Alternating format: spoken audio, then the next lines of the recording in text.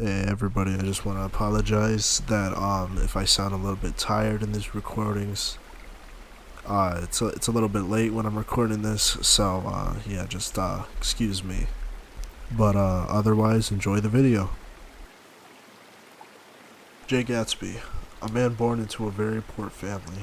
His dad unsuccessful in the farming industry and known to have a very vast imagination to the point where he wouldn't even want to accept his parents as his parents because he already had an outlook of his dreams for the future. James Gatz being his real name, he changes it because he realizes that his dreams mean more to him than anything in the world, and nothing else in the past that he didn't envision for himself mattered anymore because all he saw what was ahead of him. He was very faithful in his dreams and sat out on a boat to make those dreams come true. He met a man by the name of Dan Cody, which is a very important character in Gatsby's life. He took a lot of his morals and manners on his journey. 3 ways around the continent, then Cody dies, and he leaves Gatsby with a good fortune of money, but Gatsby doesn't get the money, but that doesn't mean he leaves with nothing. He leaves with all his mannerisms and ability to function in the world that he seeks to be in. The Great War starts and Gatsby is drafted in 1917, and he meets Daisy, the love of his life, where he can't help falling in love with. Gatsby leaves and goes to fight in Europe and ends up being very successful in the military, being in high honor and promoted to captain to command a division of machine gunners. And after the war, Gatsby gets the opportunity to go to Oxford University in England, and after being given the opportunity, Daisy can't wait any longer and decides to marry Tom Buchanan. But clearly Daisy is very destroyed over the fact that she married Tom, but delusionally she does it anyway. Gatsby returns and figures out that Daisy and Tom are on their honeymoon, and so he goes to New York and collaborates with Meyer Wolfsheim. He sells liquor because of the 18th Amendment in 1920, where, prohibition, and he was able to become as wealthy as he was because of it. And to really put the nail in the coffin, Daisy and Tom move to France and she gives birth to a little girl. And then they come back to Chicago from France, and Gatsby buys his house right next to Daisy across the bay to be as close as possible to her because he can't get over the past because of how much he loves her. He throws parties, many parties, to show off his wealth, and he makes them very extremely extravagant and gleeful in an attempt to press Daisy so that she would come back to him. And someday by attending one of his parties, but she never did. Then we get Nick. Nick moves next door, and the two of them connect when Nick decides to go over and, investigate one of Gatsby's parties. And Gatsby is very mysterious because no one sees him, and everybody has their rumors and theories about him. And he ends up connecting a lot with Nick, and Nick eventually invites Daisy over Gatsby's request for tea so they can reconnect, and finally Daisy accepts and they have tea, despite Gatsby almost leaving because of how nervous he is to reunite with her. But when they do, it's still very clear that they're very much in love with each other. Daisy attends Gatsby's next party, and Daisy hates the party, and Gatsby, in a bit of a tantrum, fires all of his staff and stops all of his parties just because Daisy doesn't like it. And one day, all of them decide to have lunch together, and in a eager way of protest and wanting to, get back with Daisy, obviously, Gatsby decides to, just out of the blue, just boom, puts it out there, hey, I'm still in love with Daisy. And Tom doesn't like that, obviously, and then Daisy's like, oh yeah, I'm just gonna stick with Tom anyway, even though I love you, clearly, and she starts crying over the facts because she's very confused of what she wants to do because she feels like she's already established the life for the two of them and there's no way out of it at that point. And on the way back of the hotel, Daisy runs over and kills Myrtle Wilson. George Wilson's wife, and and that's the woman that Tom Buchanan was having an affair with the entire book. And George Wilson is destroyed by this, and Tom convinces George Wilson that Gatsby was the one who killed Myrtle, his wife, and in like just a pure fit of rage and just pure anger, he goes over and shoots Gatsby and ends up taking his own life with him. And Gatsby's life ends right there and then, and that's the story of Jay Gatsby. Some of you might be wondering why I chose to do this whole video off of Gatsby as a character when there's, so many other characters that contribute to the story and, really make it what it is and how I'm able to interpret it. But I really think that Gatsby is a very, very, very, very, very special character in this entire book. I feel like I'm able to understand a lot about Gatsby from what I've learned in my personal experiences. Not like I've experienced all the things that Gatsby did or what I might mention in here, but like I've learned about it, I've heard of it and stuff like that. This book is very based on everybody having corruption. And the way I would put it is everybody is just sinful, very sinful. Because, we have people drinking and, Tom being racist and beating women and, all this weird stuff. And just like Gatsby just flailing his wealth everywhere and just using that instead of trying to focus on anything else in his life. Tom is very wrathful. And Nick ends up being very judgmental over people. Daisy murders Myrtle. And, George, just in a fit of rage and pure hate, goes and kills Gatsby and takes his own life. And, it's just a lot of corruption. And it's a very sad story. It's a good romance, but, like, when you really get to the end of the book, you realize how much of a sad tale it really is. This book has a lot for many people. Like, if you like drama and you like that, like, oh, I can't be with you but because I'm all the way over here, oh no, type romance. And then, it's a really good book. I personally really enjoy the romance genres. And I don't usually read like that, but I'm trying to, and I'm really glad I chose this book to read. But from what I've read, and from what I can take from Gatsby's life, Gatsby really represents the sin of lust. Not in the fact of romance, well, kind of, a little bit, not really, from what I've read in the book. But, just the way he just lusts after Daisy, and he does everything in his power, giving up all these things and completely quitting the parties and stuff like that just because Daisy snapped her fingers and said, I don't like this party. He really did anything just to get Daisy back. And he kind of, forgets his own morals in his own life because he tried to forget about his past with his parents and everything like that.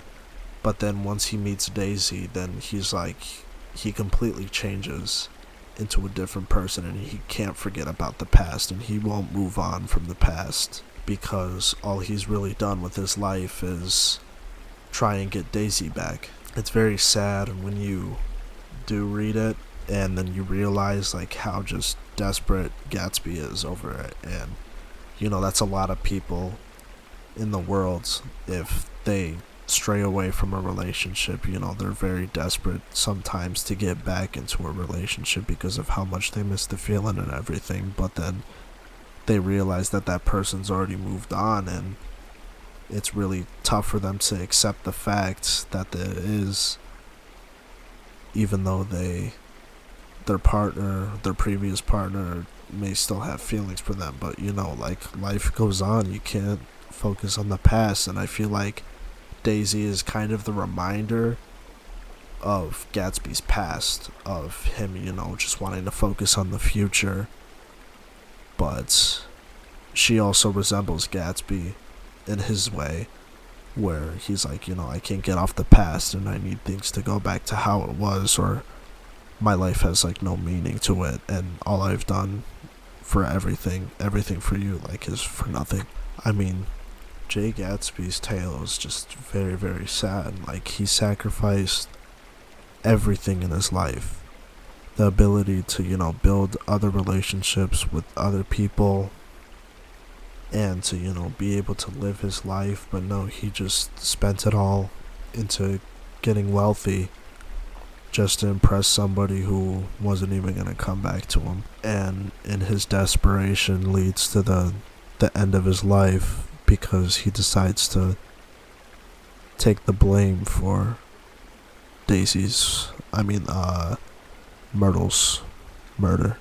And from what I've read and from what I've researched, Scott Fitzgerald, the writer of this book, he lived a very similar life to this, with his wealth and everything, and his wife, mostly the wealth. And I can see a lot of what he thought about it from this book, and it's kind of scary, honestly. From what I can see from the character of Gatsby, Scott obviously isn't fond of what he did. He isn't proud of the lifestyle that he has for himself, and possibly by the death of Gatsby in this book almost represents is how he felt truly inside, of just loathing himself in wealth and drinking all the time, which is one of the reasons that led to his heart attack in 1940. It's hard for people to find a meaning in life sometimes, because sometimes you don't believe in a religion, or you just have a lot of trouble searching because you're too fixated on the past, like Gatsby. And Gatsby really represents like that just desperateness, like that just hand reaching out from the ashes, just begging to be saved. But it's not that easy, and people want to cover it up just by finding something to fulfill their lives, whether it be drugs, sex, meaningless relationships, and overeating and stuff like that. Like, it's the reality of what we live in, and it's not pretty, but you see a lot in this literature, and it makes you think, and that's why I think this is such an important book, and why it's so impactful to me, and why I even wanted to make this video and read this book in the first place. The green light is mentioned a lot in this book, and a lot of people say it's like, oh, it's wealth and this and that or whatever.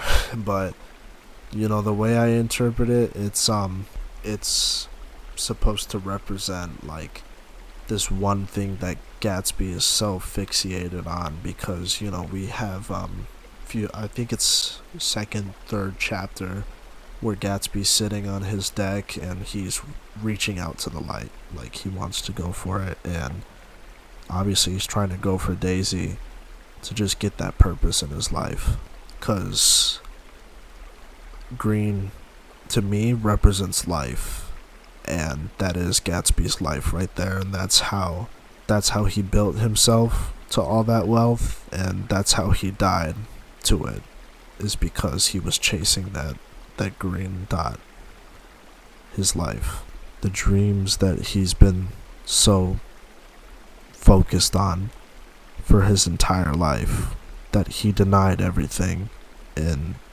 decided to just chase that little green dot all the way, even if it meant death. And from that, in the last chapter, when they are when Nick's at the house, he watches as the light just fades, and that's when you realize that Gatsby's dreams are over and it was all for nothing. And I feel like that could really resemble how Scott felt about his life, that after getting all his wealth and doing all this that it never really mattered, that all his dreams faded at some point in some instance and it felt like the death of him. Sometimes achieving the dreams of wealth and everything isn't as pretty as it seems. And I notice a lot of media is being influenced to be like, oh yeah, you gotta have bands, you gotta have all this money and stuff, if you wanna be successful in life. But that's just not true. Life's not gonna go your way just because of how much money you have, and this is like a clear example in this book of showing that life should be living and then focusing on the future of making sure that you better yourself from learning from the past. And Gatsby's story is a good way of saying, like, hey, he didn't learn from the past and look where that got him, 6 feet under. And I don't mean to make a joke out of it. It's very serious. It is very serious, and I take this very seriously when I'm speaking to you guys about this. I've had so many instances in my life where it was just awful, and I had no meaning in anything that I did, and I'm like, what am I even doing anymore? And it's like you have to set a path like Gatsby did for himself at first, because he was really going somewhere with that. He aspired big and he dreamed big, but then he just got too fixated on one thing, and that led him to nothing. Expand your life, like do something different and try new things, and always try and learn from different things, even if it's just from yesterday. Try and learn what you could do better the next day from yesterday. There's never going to be a day in your life where nothing happens, and I feel like that sometimes, like I'm sitting at home on the weekends, I got nothing to do, and I'm just like, like, nothing happened today, I didn't learn anything, but there's always a chance to learn something from something. We're lucky to even be alive right now and to live another day when we go to sleep and wake up the next morning. This book has had a great impact on me, and it's an amazing learning experience for everybody who reads it, because it's not always going to mean whatever the guys on YouTube or whatever your professor or teacher tells you. You read it and you determine it the way you think it is, because that's exactly what I'm doing right now. I don't like watching other people, just like setting up these just fake and organized like things, just like sit down and talk about what you thought, because that's truly the most important thing that you could do for making a good like video or something. Anything, a paper, an article, whatever you want to do for any type of media, just sit down and talk like you. Almost like when you go back and you think about how Daisy was acting, and she was very hesitant with everything, and she wasn't really, speaking what she really wanted and what she really thought. She clearly was still in love with Gatsby and could have had the chance to leave the life that she didn't want with Tom to go be with Gatsby, but she held back for no reason. And that shows a fear of change and getting out of that lifestyle, which is very impactful, going from super wealthy to, either mid-class or, maybe even like low mid-class, is something that not a lot of people want. But then what's truly gonna make you happy in the end of it? Reflect off of the past and remember it, but don't let it hold you back from everything in life. That there's gonna be a plan, and there's nothing more important than what is ahead of you. Like Gatsby once thought, don't lose the motivation for one measly thing, because life is a journey, and every little single moment, even if it's extremely minor, should be appreciated. I hope everybody who watches this video whether you're struggling with anything. If it comes to drugs or just, lust and excessive sex and everything like that, if you struggle with something like that, it's okay to let go. Let go of it right now. And whether you want to do it, however you want to do it, me personally, I would go outside and I would take a walk. Nature brings me peace. It's all around us, and it's super important because, if we didn't have nature, we wouldn't be alive. It's such a minor part to us now, but it speaks numbers to me because it helps me to think and really get into the mindset of what I need to do to change and to be happier.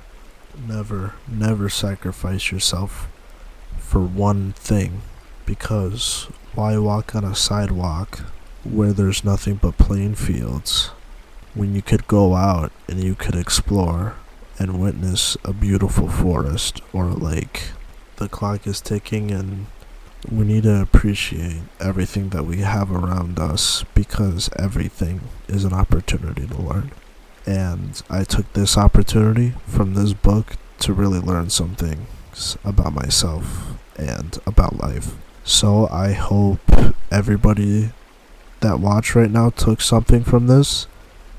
And I know I didn't go too much in depth, but I really wanted to say what I really think about this book and what it really taught me. There's so much more that I could do, but I would probably make like hour-long videos just talking about this book. So I hope everybody is able to find their peace, and I really hope that you enjoyed taking in this information and watching this video. And if you have anything to say in the comment sections, drop down and say something. And if you're struggling, I really pray that you someday walk in peace, and I know you will. The time's gonna come, you just need to find it. Thank you for watching.